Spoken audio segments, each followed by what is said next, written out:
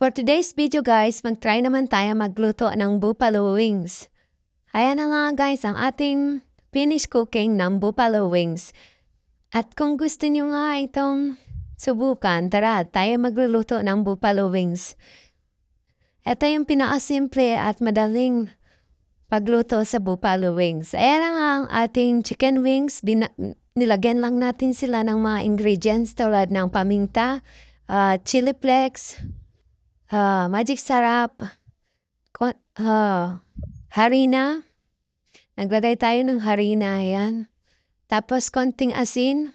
Tapos mekos-mekos lang natin yan hanggang sa mag-mix ang ating mga ingredients. At pagkatapos nating ma-mix yan, maglalagay tayo ng at iset aside muna natin yan. I-marinate natin ng 30 minutes ang ating